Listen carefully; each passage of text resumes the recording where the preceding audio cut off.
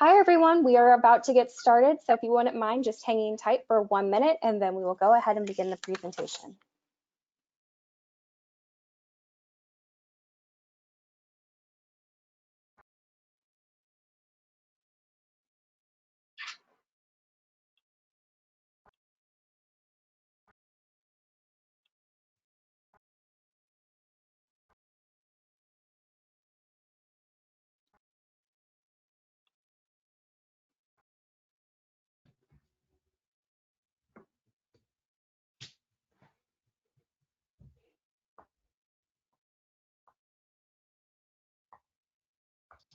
Hi everyone, thank you for taking the time to join us today for our webinar titled the State of Advocacy 2020 Report and Key Findings. We are so excited to share our results with you this afternoon. My name is Kat Waddell and I'm with the marketing team here at Phone to Action. And before we get started, I did just want to touch on a few housekeeping items. First, we are going to be live tweeting the event using the hashtag State of Advocacy 2020. We invite you to follow along, contribute, and tag at Phone to Action on Twitter, Instagram, and LinkedIn. Next, we are going to be recording this event. We'll be sending the link to all registrants along with the slide deck after the webinar has ended. And finally, after the presentation, we will have some time for questions. So to submit a question to us, please type it into the question box on your control panel. And if you run into any technical difficulties during today's presentation, please contact us via the chat window and I will assist you. And now I'd like to introduce today's moderator, Jeb. Thanks so much, Kat. My name is Jeb Ori. I'm the CEO and co-founder of Phone to Action, and we're absolutely thrilled to share and release our findings publicly for the first time today from the 2020 State of Advocacy. Joining me is an amazing panel of people near and dear to Phone to Action and to advocacy in general. My co-founder, Jimena, and everyone's going to introduce themselves in just a minute. Jeff Holtzman from the Reform Alliance, Eric from American Nurses Association, Jonathan Perry from Lyme, and Mike Watley from the National Restaurants Association. So I'm going to turn to Jimena, ask you a question too, as you introduce yourself. And maybe if you could share with everybody one thing that you have learned during the last 7 months of this new COVID world. It can be something, Jimena, personal, or it can be something that you've learned, that affects professional world. Okay, well, introductions, I think, I am the co-founder of the company, really, excited about this time. And two, I want to give you two. One of them is that the personal level, that to make sense of this new chaos, I had to find, an outlet. And I discovered a treadmill that we bought several years ago that we never used. And so I started running about 3 to 4 times a week. I'm doing about 20 to 22 miles a week now. And I used to run when, like 10 years ago. And so I think running now is just giving me a lot of energy. I get a lot of creativity from it. That's been awesome. And I also, because I have a toddler, I use that time to watch the news. So we put a TV right in front of the treadmill in a storage room, and that's working out really great. And the professional one is that every plan I had this year is pretty much out the window. So what it has done really is to kind of help me be a little bit more agile and to not over plan for too long, to try to be a little bit more nimble, because pretty much everything is out the window this year. So true. Thank you, Jimena. Jeff, joining us from the Reform Alliance. Yeah, hey everyone. First off, Jeb, Jimena, thanks for having me on this panel. Excited about this. I'm the Director of Legislative Communications at Reform. Came on in January and had a pretty normal 2 months, and then of course, all hell broke loose, and here we are. But one thing I've learned this year, I had sort of a preconceived notion for a while that getting people to take action is really difficult, and that you've got to do a lot of laying the groundwork and upfront work with people before they take action with you. Well, I don't know if it's just this year or what, but that notion has kind of been flipped on its head. I've been really surprised at how many people have taken action with us, specifically, especially people on the first touch who didn't know anything about the organization, who knew a little bit about the mission, who've been so willing to step up and take action. It's been, I don't want to say easy, but it's been surprising to see that. So that's been a kind of a revelation for me this year. Thanks, Jeff. Eric. Eric Heppen with the American Nurses Association. I'm the political director of political engagement, and I've been with ANA for about 6 years now. And I think one of the things that I've taken away from this whole COVID environment and this year in general is social media gets a good and a bad rap, right? I mean, it's a unifier, but it's also very divisive. People have their own separate camps and they provide their own accolades to their own community. And what I've quickly realized is that people look at this take action as a breath of fresh air, as a unifying touch, where they have a unique platform that allows, in our case, nurses that are complete, cross section of the United States to have a unifying voice to contact their member of Congress. And it's, and we've got nothing but accolades both on social media as well as via our email on people embracing that platform and, giving us accolades for having that one ability for them to contact their member of Congress in a bipartisan fashion to get their interests across. Yeah, that's so true. And your membership does represent people from every single state and every walk of life, which I think is so important. Jonathan, what have you experienced this year, and what do you bring to this conversation? Yeah, well, hi everyone. Really happy to be here. I'm Jonathan Perry. I'm the Director of Advocacy at Lime. If you aren't familiar with us, we are the world's leading shared micromobility provider. So we provide e-scooter and e-bike sharing in over 120 cities and 30 countries around the world. And this year, I think the biggest takeaway for me is really just to not get comfortable. This was COVID really, as a transportation business, really disrupted our plans for the year and made us pivot in a variety of different ways, not just in our advocacy and our government relations strategies, but as a business overall. You need to be nimble and ready to change a lot of the plans that you make for your year. Very much. Mike Watley. Hi, everyone. Thanks for having me. Mike Watley, Vice President of State and Local Affairs at the National Restaurant Association. At this point, I'm going on almost 8 years here. This year has really shown me and the restaurant industry, we always know that government affairs and that the politics are important, but this year has literally shown just how important for restaurants that the local or state government, for important health and safety reasons, can literally shut down the inside of your restaurant and say you cannot be open because of a pandemic, and what that means, and then once you reopen, what that looks like in terms of how you can operate. So I think for a lot of operators who at times were perhaps too busy for politics because they were running their business, it's shown just how important it is to be engaged at the local level, the state level, and the federal level. The big challenge for us going forward is how do we harness that and keep that energy going forward into next year?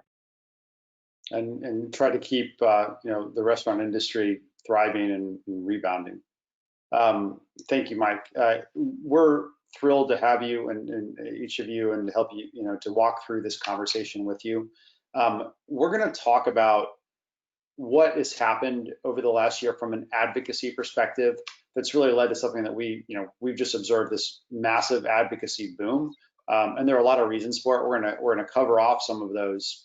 One of the reasons is something kind of the macro thing, as we call the COVID effect, and we'll talk about what that means. Jimena will talk about this concept of the new citizen, which is what, in some sense, we and the people on this phone are. We're both people that are engaging on issues digitally, but there's also this kind of sprawling movement that Jimena will talk about.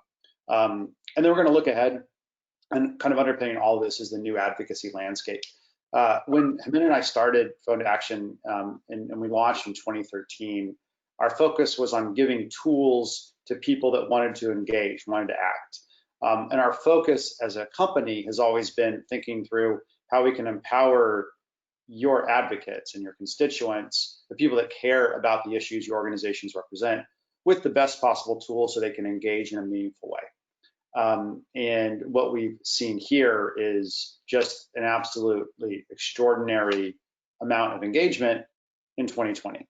And that's been underscored by the pandemic, by the social justice protests stemming from George Floyd's murder back on May 26th, I think, to the election and whatever may happen after the election.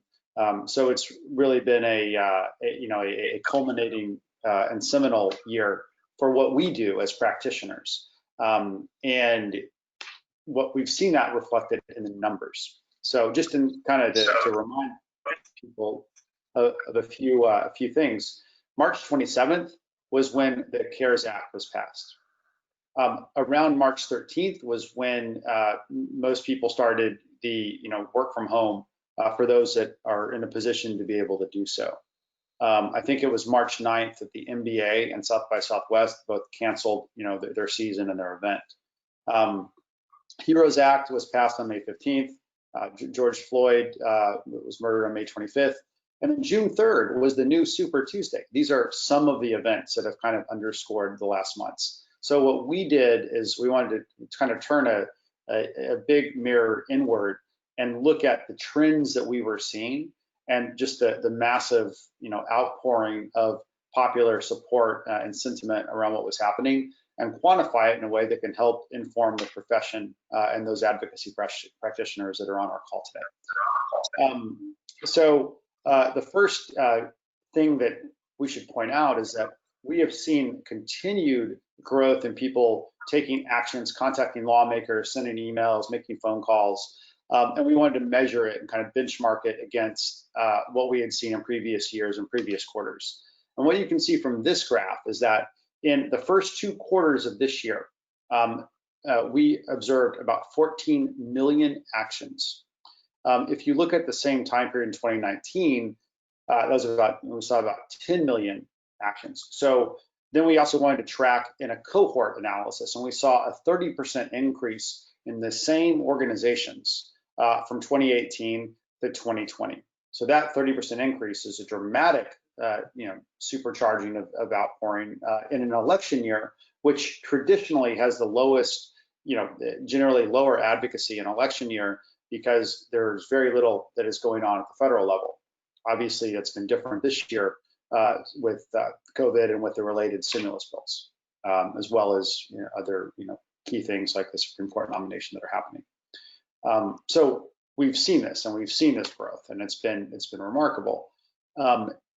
And then what we've also seen is that basically we've had 8 times the number of people that have engaged in the last presidential election in 2016.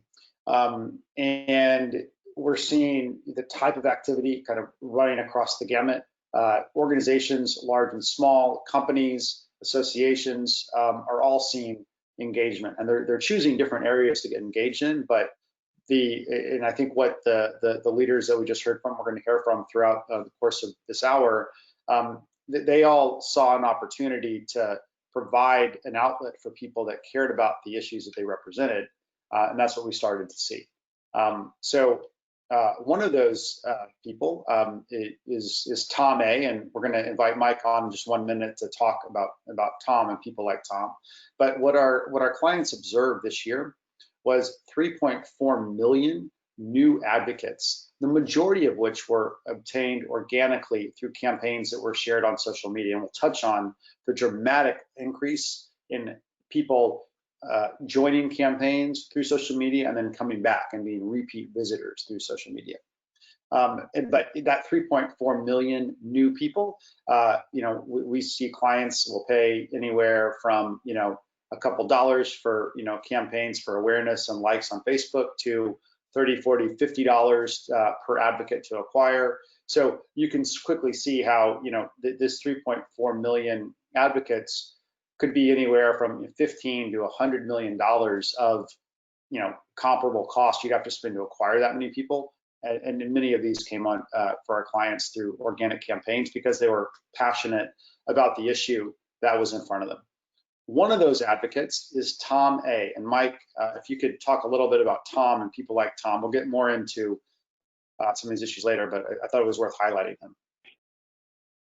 Yeah, so we, starting in early March, just saw an absolute explosion in terms of activity, mostly tied to the CARES Act and trying to get PPP for restaurant operators. But we were seeing restaurant operators, employees, and also customers who cared a lot about their local restaurant getting involved and taking action. And, you know, Tom in Texas is just a great example of a restaurateur who we as an association had never had contact with from the advocacy perspective prior to this, but who took action on our initial action alert and wound up joining many different campaigns we've done today, and has sent over 23 emails to lawmakers at this point. So, you know, he's an advocate who we acquired during COVID, who we're hopeful will continue to have being very active going forward, but he's just one of many, and I'm talking tens of thousands of folks who joined the platform and didn't just join once and were done, but who joined and are now much more involved.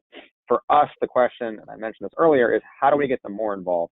Once we get back to a state where we're doing in-person events and in-person meetings, how do we get Tom to come to our Washington, D.C. fly-in and meet with Congress, or go to one of our restaurant roundtables in a district, and figure out how we can take him from being, you know, a good advocate online to being a super advocate for us, who can really be the face of the industry for us in whatever way we need. Yeah, I mean that is the opportunity for us in front of us. What Tom did, he joined on March 21st when you know, the first alert went out for engagement. He joined 8 campaigns since then, and he sent more letters and messages to lawmakers. He may have, you know, participated in a video program that the National Restaurants Association did. He signed petitions, he completed surveys, he contacted the U.S. trade rep. So what we're seeing from Tom and people like him is continued engagement. And I think it's really important to note that Tom's, you know, at least as far as we can see, he has a digital relationship with the National Restaurant Association. Now, he's a director of operations at a barbecue restaurant in Austin, Texas. So this is, you know, near and dear to him, but it's a digital relationship. And one of the things that we've often heard, you know, people being concerned about is, you know, am I contacting my advocates too many times? Are we asking them to do too much? And I think what we've seen here is that as long as your mission is relevant to them, you probably can't contact them too much if it's really important. You know, you have to weigh that against, well, what happens if they don't engage? But it's just imperative is that we put opportunities for people with interesting asks for them where it's important to us, and we will see that engagement. So we saw 12.6 million messages to lawmakers in the first 5-ish months of the year, 78% increase over a comparable period in 2018. And, you know, if you just compare it to 2019, it's almost 100% increase. What we've also seen is an increase in customized messages. And one of the tools that Fund Action has deployed is a campaign template that makes it easy for people to customize a message. And then it results in content like this. Mr. President. Recognize the senator from Illinois. Mr. President, thank you very much. This Senate chamber has had president for once again allowing health insurance companies to discriminate against people with pre-existing conditions. It would affect 5 million people in my state with pre-existing conditions and their families. Let me tell you about one of them. Her name's Kathy. She's from one of our suburban towns outside of Chicago. Not a town really, a big city of Naperville. She wrote me about her kids, especially her oldest child who has diabetes, and the other 3 children in her house who have cystic fibrosis. Kathy wrote, as a constituent and someone personally affected by cystic fibrosis, I'm asking you to please protect access to quality specialized care for people with pre-existing conditions. Think about what that mom's been through with. So what we are seeing is once you create opportunities for people to engage, there is then an opportunity to get them to engage in more personal ways. And it's been something that is definitely a growing trend. So what we see kind of as emerging strategy is find ways that you can give people an opportunity to come in and then you can give them more rich opportunities to personalize their content, like that personalized message there that was sent through a phone to action campaign and then read on the floor of the Senate. So then what we saw and what we measured is what we have called the COVID effect. And the COVID effect is something that has been, ever present in our lives. Jonathan, I don't know if you want to talk a little bit about what you have seen at Lyme and how it pertains to, what COVID has done. Yeah, absolutely. As I mentioned at the top of the call, we operate in about 120 cities, and back in March when the scale of COVID really became clear, we decided to pause our services in the vast majority of the cities that we were operating in. At the same time, we saw millions of people who were staying at home, who were no longer riding public transit, which was having an incredible strain on transit agencies, those workers, and their funding.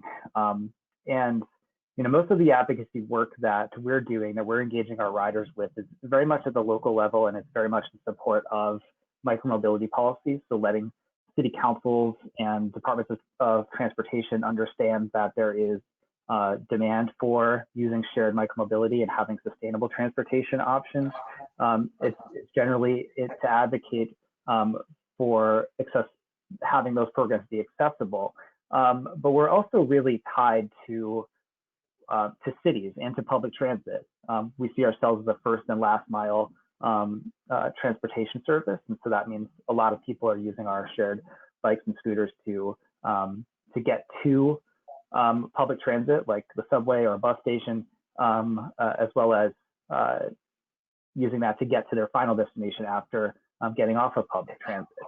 So as we saw, transit ridership in all these cities plummet, and the massive, budget concerns that these agencies had, we sort of pivoted some of our advocacy to think about what can we do to mobilize our riders to support transit funding. And so we were able to generate more than 1,500 messages to Congress in support of funding for public transit in one of the new stimulus packages, which,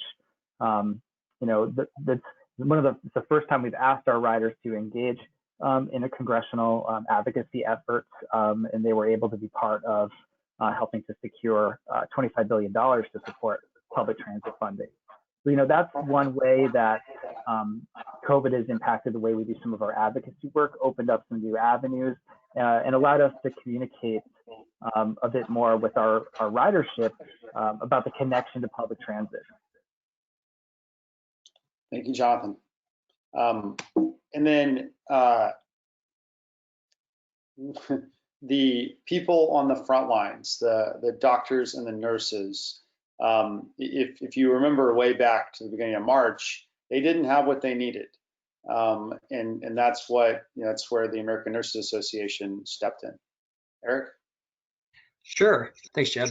So, as I said before, American Nurses Association represents the 4.2 million nurses. And I remember back in February attending a conference where, we're almost kind of poking fun at the whole bumping elbows, because we just didn't have a really good appreciation at that point how quickly COVID would spread. And from a nursing perspective, we're always used to being on the front lines, whether it's a school shooting, whether it's the next, fire, where our nurses are on the front lines helping burn victims, et cetera. But what was unique about this is how quickly it spread. And you had hospitals and clinics across the country who now were facing the same shortages. In the past, around localized state or regional issues, PPE and other sort of, vaccines and medication was able to kind of be micro-targeted from other hospitals. But then what we quickly realized is hospitals were starting to stockpile their own because they saw the wave coming, and there was a true appreciation there. So as, Mike and others have mentioned on the call, we quickly had to pivot. All of our legislative priorities went out the window. The whole entire ANA enterprise had to quickly pivot to COVID-19 all the time. So what we ended up doing is an original call to action, even before the CARES Act passed, to mobilize our nurses who, used to be our bread and butter, but then we quickly realized let's get onto the whole Get Me PPE hashtag, because we realized on social media this was a whole trending hashtag. And what we quickly realized is that as patients were coming down with COVID, they were also realizing the efforts of hospitals to try to get this PPE, not only for nurses, but the patients themselves. So really quickly, Jeb, if you don't mind, I want to tell a story that actually came out of the Phone to Action platform to a member of Congress. I'm a nurse educator at a local hospital. Imagine how heartbreaking it is to go into a unit where nurses are caring for very sick COVID-19 patients and several times a day having to tell them that we are downgrading the level of protection we want them to use going into these rooms. Not because we have science that clearly suggests they will be safe, but because we are rationing supplies. I am seeing this firsthand and it's very, very real. I encouraged my daughter to go to nursing school. I never dreamed nurses would be at risk in this country. Please do what you can. I am sure that like those of us in healthcare, your lives are upside down and you are working around the clock. So I tell that story because it not only talks about the nurse, but the patients that they serve. So imagine the impact of this campaign alone resulting in over 350,000 letters to Congress. And, I think the challenge, as even Mike said before, is getting those non-nurse advocates to take part in future messaging that we know we're going to need to harness, because that's become our bread and butter as, we've dealt with COVID-19 and, racial disparities in healthcare, et cetera. Thank you, Eric, for sharing that. I think that what that shows and what the benefit of being able to engage such a broad swath of people is that you're bringing people in that may be outside of your, in your case, your professional association, and it's friends, it's family, it's campaigns that are, and we'll talk about this later, but if they're shared on Facebook, that bring in people that may, only have a relative that, is directly involved for that, association. But that creates a tremendous opportunity too. And I think that, the next phase is figuring out how we leverage those people, like you say. But what we saw, and this is remarkable, is that normally, prior to COVID, there were about 30 to 35,000, so call it 32,000 people every day that were engaging on campaigns that were powered by the Phone to Action platform. But what happened during the COVID effect, this period from March to May, is that number went up by 20,000. So you have 52,000 people that are taking action on average every single day. And then, this was too late for the report, but what we saw during certain campaigns that clients have launched around the election brought hundreds of thousands of people in multiple days in a very short amount of time too. So we're seeing this dramatic uptake and increase in people engaging. And I think that's kind of the punchline here, is that you create opportunities for people to engage, you promote them to your channels, and people will engage. Another example of that, and Mike alluded to this earlier, but there was not an industry more immediately impacted than the restaurant industry. Mike, can you talk a little bit about what you saw? Yeah, starting in early March, we saw restaurants, as you typically know a restaurant, just be shut down. So your in-restaurant dining across the country couldn't happen, which for a lot of operators, they didn't have an off-premises plan. They didn't have a drive-through window. They didn't do takeout. They didn't do third-party delivery. And they had to pivot very quickly on that front. But because they didn't have a physical restaurant place where folks were coming in, some of them had a lot of time on their hands, unfortunately, which meant that we had an opportunity to really engage quickly, which is how we were able to get so many people to take action. I mean, on our first letter, we were able to send over 300,000 emails, which, for us is unprecedented. We're a large industry, but we're also an industry of folks who are very busy and aren't usually sitting in front of a computer or don't have their phone on them the entire day. So getting engagement is sometimes a challenge. But during March, during April, it was a lot easier for us to get folks to take action. And by doing that, we had all these advocates from across the country. We used Phone to Action's Convo campaign. So we forced folks to actually tell their stories. And their stories were really heartbreaking. And it was talking about how, for example, I've been in business for 20 years. I have had to let go a ton of employees through no fault of my own. I've burned through all my savings. I don't know what will happen. I mean, truly tragic and awful stories were being told to lawmakers. And we were able to have that happen in the digital world, but then have our lobbyists in DC take some of those stories that we converted into PDFs that on the front side had facts about the state in terms of job loss, sales loss, what's happening. And on the flip side had anonymized quotes from constituents. Take those and send those to lawmakers and to staff. And we heard from lawmakers and from staff of, we're hearing a lot from your industry right now. We get it. We understand what's happening, and we're going to help. And from our perspective, that was really helpful in getting that first round of funding through PPP.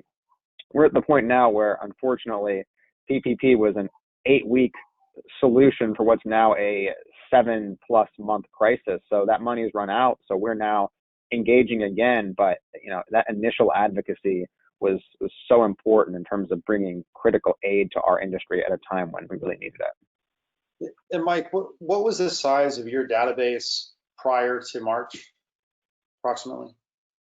It was slightly under 50,000. It is now over 250,000, and that happened virtually overnight for us. What we would see historically for partners to build 200,000 advocates typically would happen through paid sources and typically would be very expensive. And when you acquire advocates through paid sources, they don't always have the same kind of long-term attach rate that you get when you acquire them organically. So I think it's really worth pointing out that I think the American Nurses Association had a very similar outpouring where that there's tremendous value in that because people are coming in because they're moved by the issue.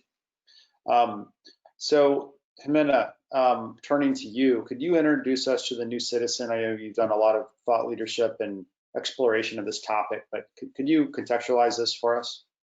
Yeah, so I think all of the comments that the panelists have made are a very good segue into this, because that prompt to action, that sort of readiness to act was also the result of something else that we're seeing in the environment, which is a phenomenon we call the new citizen at Front to Action. And we've been studying this for a couple of years now, and it really exploded last year in October of 2019, where several countries across the globe exploded with protests. And we had from Beirut to Santiago, Chile, Colombia, every country in between.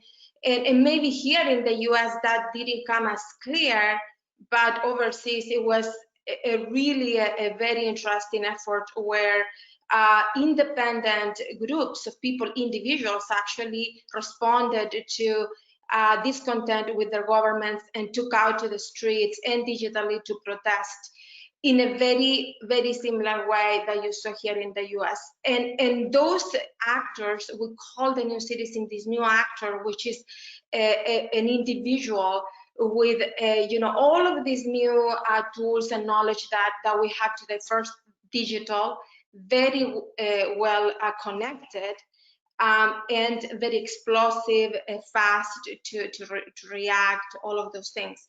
And what's so interesting about this new citizen is that new citizens do not organize in masses. They just connect with each other, but they present their own agenda. This is why it's very difficult for governments to negotiate with new citizens. This is why you see protests sometimes leading into no real results, no real takeaways. But this new citizen was in full play during this year, especially during COVID and during right after the protests.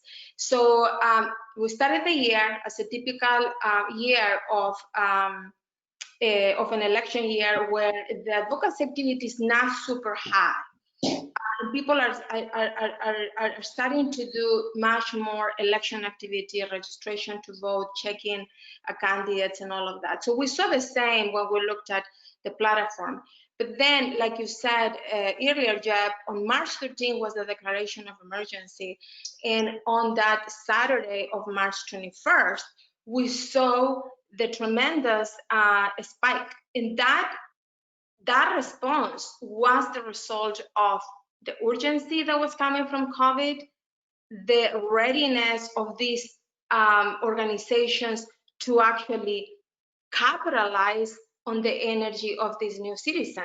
So the organizations that actually were nimble, quick, agile to capitalize, you know, they went and they were able to represent that energy and take advantage of the energy, which resulted in what just Mike told us, hundreds of thousands of people joining these campaigns. Then, you know, in the next slide, I think you have, you know, a really good a showing of a campaign that show us how this kind of pivoted later. So you have beginning of the year, the activity a little bit kind of flat, but leading on the election area. Then March 23rd, March 25th, 21st and 26th, when it was, you know, the signage, the activity on legislative advocacy skyrocketed, and that continued all the way to the end of May, because and then it continued after that. But in May, what we saw, you know, George Floyd's death was on a Monday. On the 29th, which was the Friday of his death, we saw the activity completely skyrocket on the election side. So we had advocacy one, super crazy, and then we see people coming to visit the civic action centers that organizations had. And so what you have in front of you there in that slide is a campaign by Black Future Labs, which had been launched in January, and it had 163 people in January, but then at the end of May, it went in only 3 days, up 73% increase in only 3 days, right after, you know, the spike on the protest. And then in parallel, advocacy was continuing on with all the organizations here. So that it was like such an interesting thing for us, because, you know, we're looking at all of the other years, the 8 years of Fund to Action, and normally in 2016, 2018, we saw advocacy very flat, you know, election activity very high, and now you see COVID took us in a completely different route, and then the George Floyd event came and the protest came, and then it is a parallel track between advocacy and election activity. And so then what we've seen in the past you know, months is that all of that energy that you know, the protests kind of brought together, they had an impact, a little bit of an impact on advocacy, but tremendous impact for our data, at least in election type data. So we have seen, as of now, about 1.5 intense actions to register to vote in related activities. And we have seen how the organizations that were using civic action centers, you know, all of these tools to help voters to be prepared to vote, have you know, increased dramatically. So we have you know, about 500, more than 500 now organizations to some extent using one form of these tools. And this year is not just about voting. This is what's so different about this year. It's not about voting on the day of voting. It's being prepared to vote, is voting early, and is getting other people to vote. So you see organizations like, you know, Reform Justice and Headcount and others saying, get 3 people, go and find 3 people to vote, and follow them, make sure they actually do it. You see organizations telling young people, remember to register to vote, because Pew Research told us in 2018 that 60% of people and 80% of young people said nobody ever reminded them to vote. So this year, it seems like we're all so much more ready, and you see it in the lines already on voting registration. And, you know, I'm a Latina. As you know, today is the last day of Hispanic Heritage Month, and we are seeing how the 3 states, you know, Florida, Arizona, and actually the 5 states, that Arizona and Florida are the big ones, where actually the Latino vote could change the outcome of the election. Thank you, Jimena. And what we're also seeing is a tremendous number of companies that are getting involved and launching their own Get Out the Vote centers. And it's, business to business companies, to business to consumer companies. It's kind of across the board. But we've seen just an unparalleled interest in all kinds of organizations getting involved in educating people and, creating opportunities for people to register to vote. Which takes us to the new advocacy landscape. So, earlier we're talking about people being in front of their desks.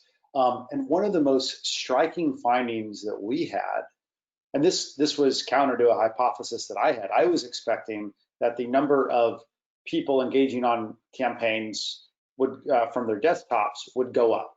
So before COVID, we were tracking 63% of all people that engage on campaigns are doing it from their phones or from a mobile device. So I was thinking that number would go down with 40-something% of the population working from home. But in fact, we saw a 10% increase.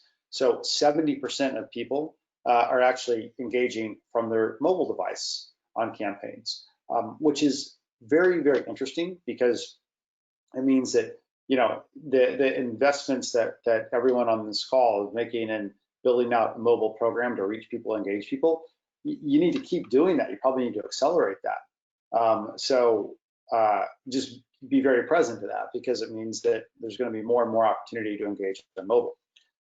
Related to that, if you've had an opportunity to engage with your advocates via text message, you're probably noticing much higher conversion rates, certainly higher than email, but also kind of record highs. So we track 11% conversion rates on campaigns that were texted out, which was almost double the prior period.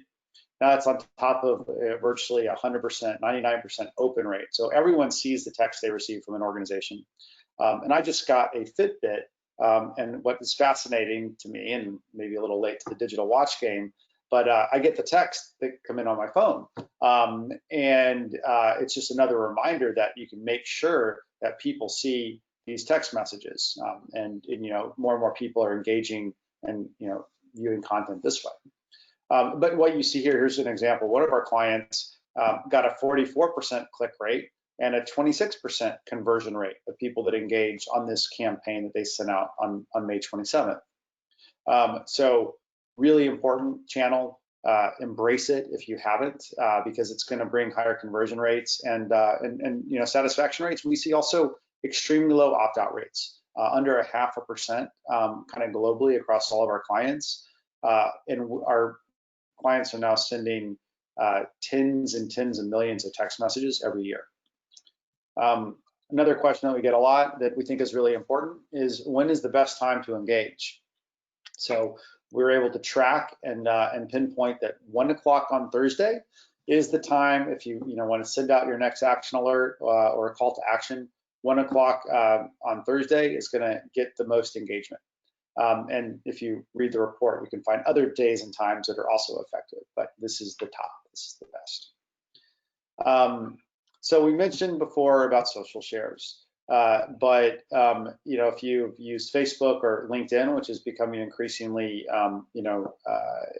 oriented towards people really sharing what's on their minds these days, or any of the other social networks, you've probably seen campaigns and calls to action being shared. Jeff, can you talk us through what you've observed, and then I'll go into some of the data behind what we're seeing?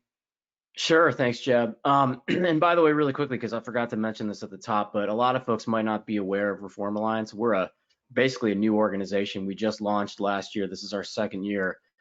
And we're an organization, we're a nonprofit, a national nonprofit that's focused on criminal justice reform, but specifically within criminal justice reform, we focus on supervision. So programs like probation and parole. A lot of people are not aware of the need for supervision reform. It's not a top of mind issue, but the bottom line is that there's 4.6 million people in this country, roughly, on either probation or parole, which is double the amount of people who are incarcerated. The incarceration number often gets a lot of play and a lot of coverage. And so it's really eye-opening that you have twice that population that's under supervision. We call it the invisible shackles. because a lot of times folks on probation or parole go back to jail, go back to prison for committing what's called technical violations, which in and of themselves are not new crimes, but we're talking about things like missing an appointment with an officer, or being late to an appointment because of work, or breaking curfew, or you know, moving without failing while failing to notify an officer. Things that you and I, the average person without a criminal record who is not under supervision, can do and not worry about. But these are crimes if you're under supervision, and a lot of times people get sent back to jail. And the reason we have such a big incarceration population is because of these technical violations. So that's one big thing that we're setting out to reform across the country. Last year, we started a campaign, our campaign in Pennsylvania, which is still ongoing. This year, we expanded to 7 or 8 other states. And next year, we're planning to be in several more states as well. And so when the year started, obviously, we were really focused on launching these campaigns in the states. And that's why at the time, we did not have any sort of tool to connect folks in the grassroots with their elected officials. And so Phone to Action was really a godsend for us. And the other thing is we really focused on building our organization, which we're continuing to do. So we're very much sort of flying the plane as we're building it. But our main, when we started the year, our email list was really, really small. Thanks to Phone to Action, we've quadrupled it in size. We still have a long way to go, but I think we're really pleased to see that, and a lot of it has come through organic. I'd say at least 75% of that has come through organic, which is really encouraging. And so social has been our bread and butter, Facebook, Twitter, but really Instagram is where a lot of our audience is, and a lot of the content that we do and push out and the activations are through Instagram, which is really interesting. And I think one of the things that we have the benefit of is, while we're a new organization and growing, we have a relatively well-known set of backers, people like Meek Mill and Jay-Z, obviously, and Michael Rubin, who's a prominent businessman. And so, we've been able to sort of really capture the grass tops and engage influencers and celebrities and things like that. Our big challenge looking forward is to continue growing that grassroots audience and building a movement of people who are specifically, focused on reforming the supervision system. And I think that, social is going to continue to be our main platform, especially in the age of COVID. We don't know when things are going to get back to normal. We don't know when it's going to be safe to engage people like we were doing in normal times, face to face. So, this is going to be, this is where our audience is. We're going to continue to meet them there. This tool is, it's just been so easy for us to connect people to that action that they so desperately want to take. And I mentioned this really quickly at the top, but I've been surprised at how willing people have been on that first touch to take action. And to me, that's really been encouraging. So, yeah, that is the new citizen. Jeff, if I can say something really quick about that. So Reform Alliance has really good, examples of how the dialogue between organizations and the Constitution has really changed. And how, like in the past, I remember, 9 years ago, I was one of you. I was doing advocacy campaigns, and now I'm on this other side. And I remember at that time, it was really not a real dialogue. It was more of we send them an email, we hope they respond, and we end with that. And I think with technology today, and especially this year with the acceleration of the penetration of technology by everyone, this relationship is closer. So if you look at like their Instagram, their Twitter, properties, if they make a win, they say we did it together, and people respond and write notes there. They had JC sending a post that just sound, it was JC, and people were responding to JC. So even though Jeff is saying we're still building our grassroots, I think what happens is that they're using technology in the way that is humanizing and translating something very difficult to explain with tremendous stigma, and making it so human and relatable that other, that the people are really willing to respond that. And this year, this new citizen you just mentioned, Jeb, is prompt to that. And so Organizations are sounding more like nonprofits. Companies are sounding more like nonprofits. Everyone is sounding more like advocacy, because I think everyone has, with technology, kind of humanize all of these concepts that in the past were kind of wonky and kind of detached from the real life. Yeah, absolutely. And what we're seeing is the people that are engaging on social are 71 times more likely to come back and to engage again and again and again, which is a phenomenal re-engagement rate. We saw the number of social shares on Facebook almost triple, and the number of social shares on Twitter double from the previous period. So people are using social, and it's really important that you lead by example in your organizations. Put your campaigns out in social, use the different networks, and you're going to get return. We saw, I think, so the focus was initially at the federal level, and then very quickly it moved to the state level as state legislatures were in the process of shutting down, but they were working on local legislation just during the COVID effect. So this is prior to the social justice movement that happened after George Floyd's death. But we saw 191% increase in people taking action after COVID at the state level, which is really important to point out.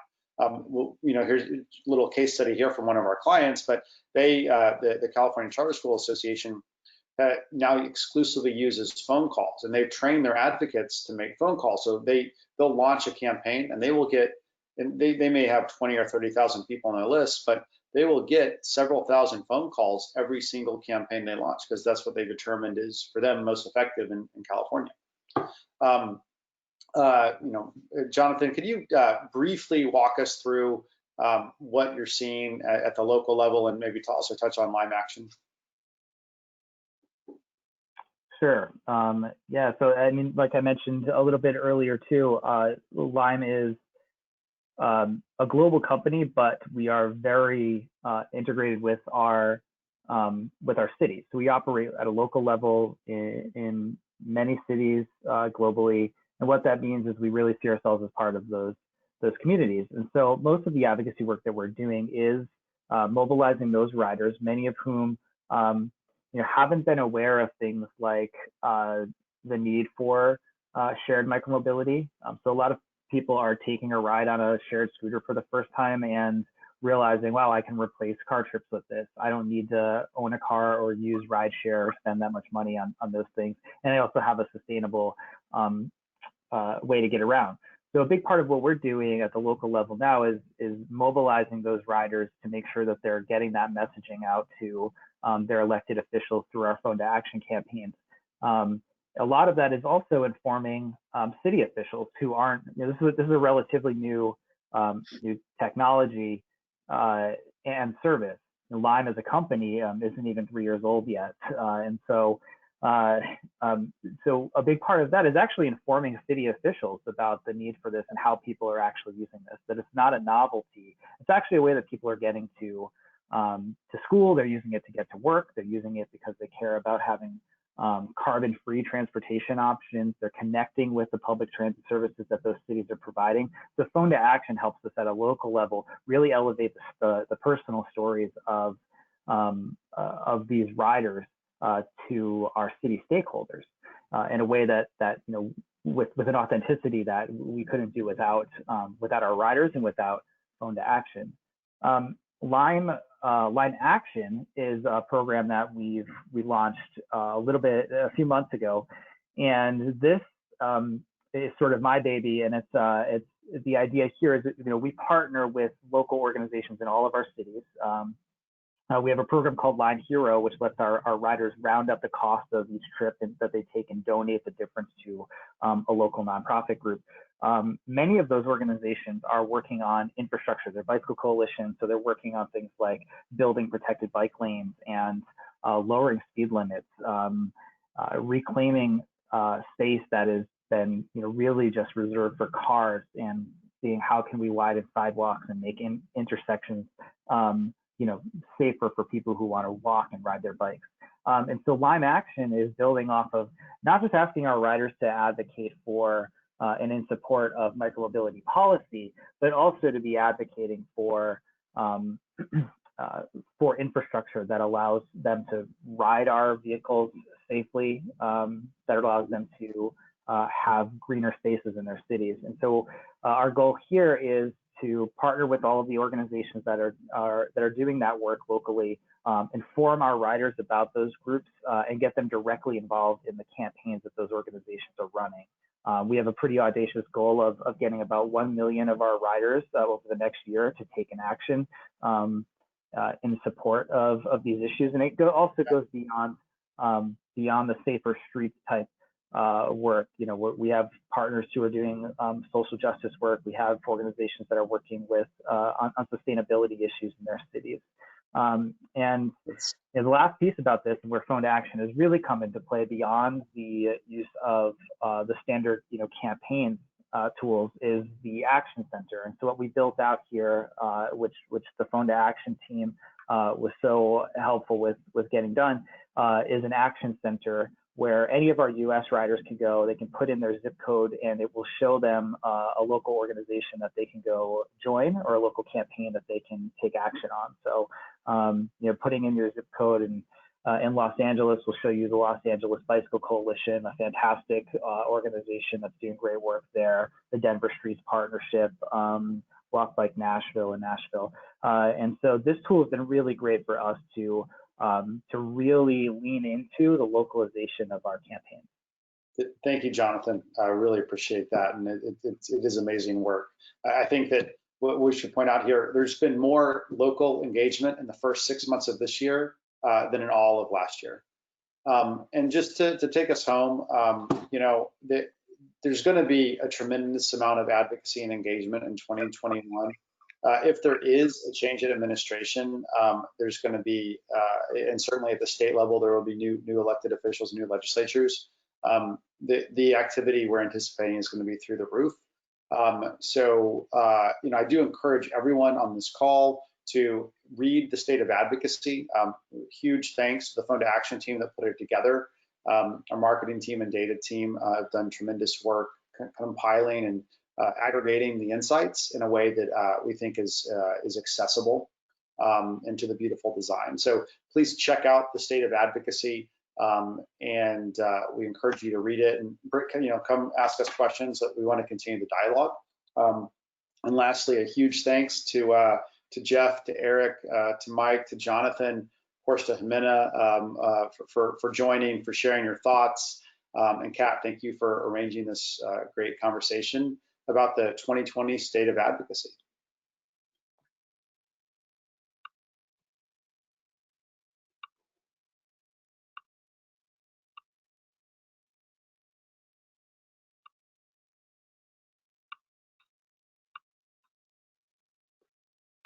Thank you all.